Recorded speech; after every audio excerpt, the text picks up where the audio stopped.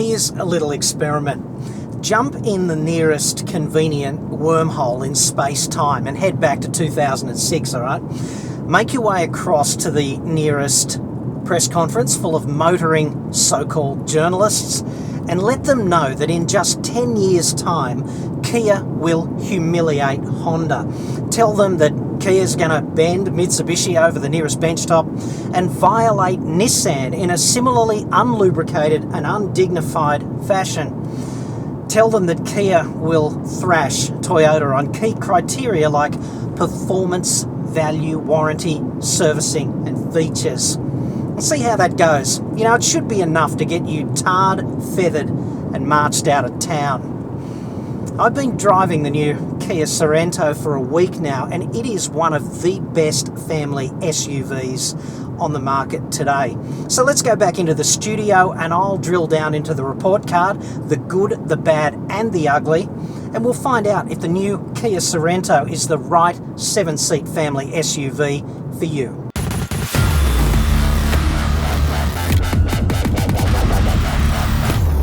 Sorento is overall an excellent 7-seater SUV. It looks good, great build quality, tremendous value, cracking warranty, 7 years in Australia, low service costs and generally well thought out design. Decent petrol V6 and an outstanding diesel powertrain. We'll get to that. But Sorento might not actually be the ideal SUV for you. So how do you decide? Well, I reckon the first thing you must do if you're in the market for any SUV is to look hard at what you're actually going to do with it and be objective and accurate. Otherwise, you park your ass in the wrong vehicle and then it's complete anarchy, like having sport without drug cheats or getting politicians who actually get shit done or footballers who can punctuate. And nobody wants that. The two basic SUV scenarios are: you want a big quasi car for all the outside domestic duties. The kids, their stuff, the shopping, the extended family, the holiday up the coast, whatever. Normal driving with 7 seats. Alternatively, you might want that hardcore off-roader to, I don't know, cross mighty rivers and generally beat the wilderness into submission, or tow a yacht across Antarctica with Mel Gibson and 5 other anti-Semitic friends, if that's what gets you hard. It's essential to make the SUV distinction up front, hard or soft, because the softer option is always better to drive around town, on the highway, etc., but it won't do the hardcore stuff.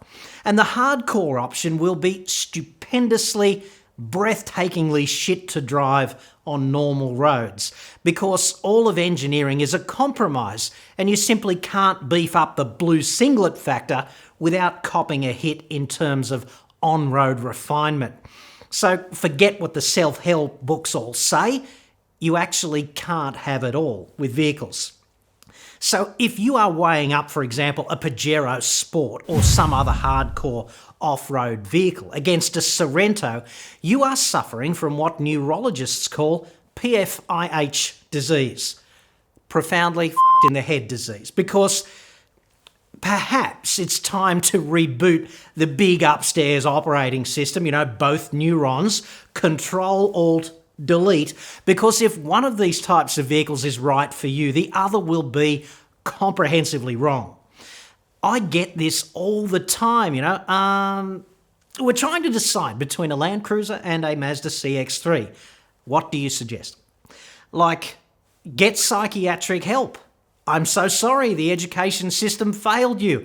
Check your genome. Your parents might have been blood relatives, and perhaps trace levels of toxic waste leach their way into the drinking water in your hometown. That's what I suggest. If you've crossed the bridge of SUV distinguishmentness, whatever, and you're shopping in the right aisle, there's the Sorento next to the Hyundai Santa Fe, the Mazda CX-9 and the Toyota Kluger with, you know, the X-Trail, the Territory and the Outlander in the discount bins out the front. The Sorento has some core strengths flowing from a massive R&D injection at Hyundai Kia during and since the GFC. Old Kia was definitely bad Kia, But new Kia, good Kia. Trust me on this. Just to put Kia in perspective, because I get a lot of old Kia, bad Kia brand reaction from ordinary Aussie car buyers. Since the GFC, the Aussie car market is up about 10%. But some of the older, traditionally trusted brands are blowing it. Toyota, Holden, Ford, Honda, they're all bleeding with hefty double-digit drops in sales and consequential loss of market share. But Kia sales have actually grown 72% in the same time. Hyundai and Mazda also massively up, and none of these brands have managed this growth by retaining Mandrake, the friggin' magician, to run the marketing team. They've done it by making the product better, as in better than the competitors' products, better to drive and better to own. It really is this simple, seizing market share ex machina. Sorento's core strengths are it's good to drive for a 7-seater, plenty of local suspension tuning for Australian conditions. Well, that's really paid off. So around town, on freeways, highways, backroads, even dirt roads, it's all good. Off-road, well, you're barking up absolutely the wrong tree. Time to reboot. This is a good vehicle to drive to the beach, not on the beach. Safety, outstanding. 5-star ANCAP safety rating. And what's astonishing though is the safety score, 99%. Audi Q7, 94%. Volvo XC90, 97%. About the only Sorento criticism here is no head protecting curtain airbags for the third seating row and the pedestrian protective active bonnet available in Europe. That was deleted for Australia. Comfort levels, ergonomics, all good, really good. Access to rows 2 and 3, no problem, as long as you're not planning on asking your octogenarian grandparents to hop in the third row anytime soon. Octogenarians generally don't hop. And the consumer proposition, very solid as well. 7-year warranty, 7 years of annual cap price servicing, and good customer support levels if there's ever a problem and you need them to solve it. There are 2 powertrains, a petrol and a diesel. And if you're equivocating on that, I've done a comprehensive report on choosing the right option. I'll put a link to that at the end of this video. The diesel is the pick, absolutely. It's awesome to drive. It's $3,500 more to buy than the petrol, but part of that price hike is because the petrols are only front drive, whereas the diesel is on-demand all-wheel drive. So it's really diesel plus all-wheel drive system for $3,500. The most frustrating thing about the petrol V6, apart from the thirst, I guess, is being a front driver. It's too easy, way too easy, for the powertrain to overcome the available grip. When you're taking off at the lights is a classic. Then the traction control kicks in and it's just not a pleasant, refined experience. V6 Kluger 2-wheel drive does exactly the same thing. So buy the diesel if you can. There are 3 model grades in the range, SI, SLI and Platinum. The V6 petrol, that's packaged with SI and SLI only, but you can have the diesel across the range. And the base model SI's edited highlights are 17-inch alloy wheels, GPS, a rear view camera, electronic park brake with a hill holder, plus front and rear parking sensors. So that SI is not exactly stripped out or poverty. When you step up to the SLI, you get 18-inch alloy wheels, automated hands-free tailgate, proximity key and push-button start, and a 10-speaker Infinity audio system. Step again to the Platinum, you add 19-inch alloys, a panoramic glass roof, blind spot warning system, and adaptive cruise control. Spare wheel and tyre. Across the range is a full-sized alloy spare wheel and tyre, not the absurd option, the space saver. What was Mazda thinking with the new CX-9? There are basically 3 solid competitors in this class, Sorento, Hyundai Santa Fe and the 2016 Mazda CX-9. There's really a good reason not to buy the others, basically. X-Trail and Outlander, too cheap, equaling too nasty and technically underdone. Kluger is too expensive, no diesel, and eclipsed in particular by the new CX-9, etc. Hyundai, despite being joined at the hip to Kia back at head office, Well, they got rather worried about the Sorento because Sorento raised the bar and put Santa Fe under significant pressure. Sorento is actually 90 millimetres longer than Santa Fe, and 80 of that is between the wheels. And that means better access and better legroom for passengers in Sorento. And that's a prime consideration in a 7-seater. CX9 is significantly bigger again though, by another 150 millimetres, 6 inches in the old money.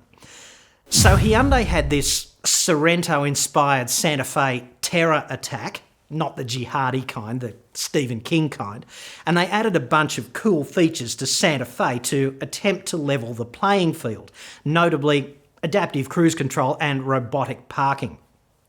Sorento Platinum has adaptive cruise control, but not the automated parking. I did a test on RoboPark, and it was great. Absolutely outstanding if you don't mind being humiliated, and I mean humiliated, by software. So, apart from the 9 centimetres and the auto parking, Santa Fe and Sorento are pretty much line ball.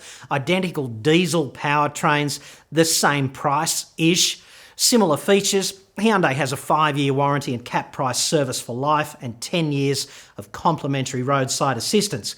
Kia offers 7, 7 and 7 respectively. Personal preference is the biggest factor between the two, and styling is probably the biggest differentiator if you're equivocating. The best thing about Santa Fe and Sorento putting the bilateral squeeze on each other and the advent of the Mazda CX-9 in 2016 is that both Kia and Hyundai dealers are under massive pressure right now to shift stock in a congested market. And that's a commercial opportunity for you to drive the price right down if you know how to exploit it. The clock up on the wall at the dealership is always on discount o'clock. So that's nice. Sorento's not cheap, okay, but it's very good value. When you look at, say, Land Rover Discovery Sport, you see how ethically bankrupt the prestige vehicle sales strategy really is. The Poverty Pack Disco Sport is pretty close to Sorento Platinum in price only. But that Land Rover is a poverty pack. Everything you really want is going to cost extra.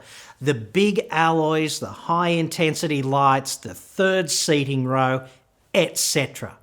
Every time you tick one of this infinite series of factory options boxes with the Land Rover, it's another $2,000. 2 here, 2 there. It adds up pretty fast. All premium Euro brands do this. Audi is a gold medal winning specialist at this upselling process.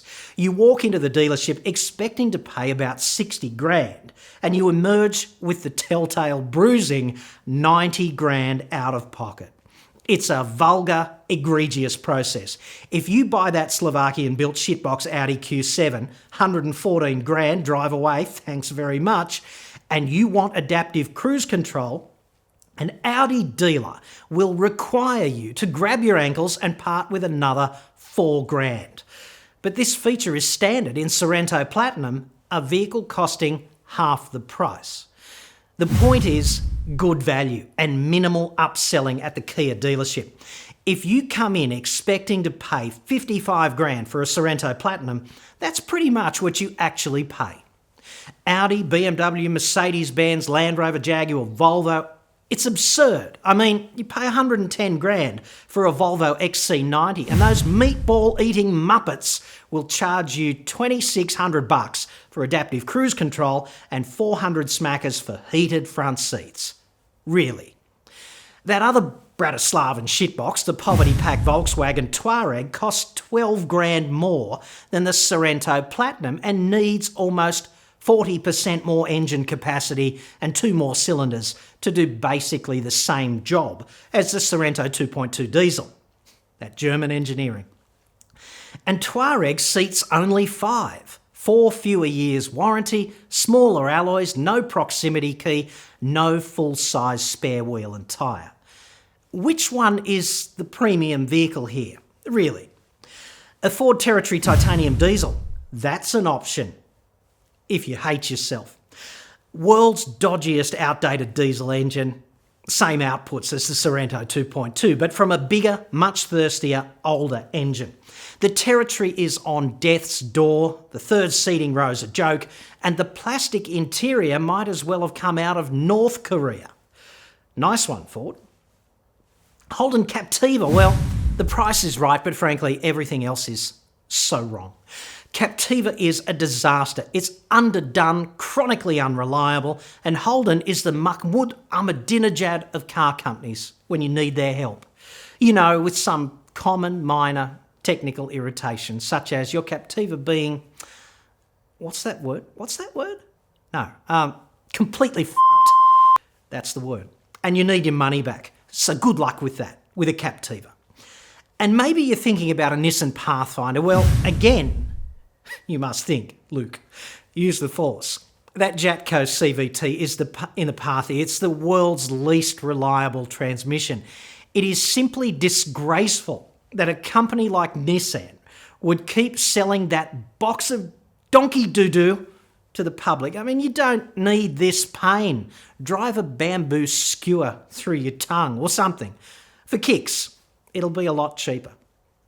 Mazda CX-9, well, that's really interesting. A total contender in this category, especially if you don't want a diesel. A bit more expensive, about $8,000 extra for the Mazda. But that 2.5 litre direct injected and turbocharged engine is amazing. It's basically combined the best aspects of petrol, high RPM power delivery for overtaking, with the best aspects of diesel, mid RPM power plus outstanding fuel economy. The Mazda engine is astonishing, a thermodynamic masterpiece.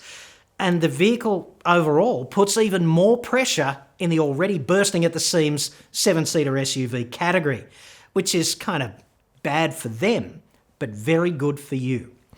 And the CX-9 is physically bigger too. Great internal packaging and excellent technology. CX-9 was a very long time in the gestation. It took forever to launch, and the prick tease was interminable, but it's certainly worth the wait. Unfortunately, the warranty doesn't cut it against the Kia, and the CX-9 Spare is a space saver on a vehicle that big. Not all that practical for Australia.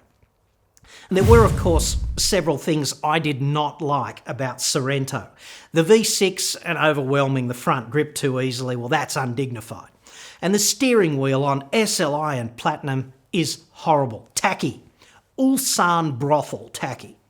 A highly polished 60-degree segment of fake wood there on the crown. Great for reflecting the sun into your eyes. It looks and feels terrible. So well done there, Peter Schreier. A rare, very rare, slip of the pen. 2 tonnes is the Sorento tow capacity, and that's okay. But here in Australia, we have this mentally retarded attitude to tow ball download. Many Aussies expect a 10%, which would be 200 kilo download limit. But Sorento limits the ball load to 100 kilos. And that's a lot of load on your balls, let's face it. But it's going to be a deal breaker for some people because it will be insufficient. Hyundai offers a genuine load assist kit for Santa Fe, basically a set of variable rate replacement rear springs. And this kit pumps up the ball load capacity of Santa Fe to 150 kilos. Strangely, Kia discontinued its equivalent ball-enhancing kit with the launch of this model Sorento. So if you're planning on towing 2 tonnes or thereabouts, that just might be a reason to jump for the Hyundai Santa Fe instead of the Sorento. If you're in the market for a Sorento or anything else in Australia, contact me at autoexpert.com.au and I'll help you save thousands and sidestep those car dealers' typically reprehensible tricks and traps. The paint protection, really. There are excellent discounts on Sorento right at the moment, and I expect that to continue for months and months. I appreciate your eyeballs being glued to the screen for this long, but kindly jam your complaint where the Pope doesn't wash if you think Kia paid me for this review. They did not. It's my honest personal opinion. Don't forget to subscribe for regular updates, like or hate this video, but don't be indifferent. I hate fence sitters. And leave a comment below. Let me know what you think. I'm John Cadogan. Thanks for watching.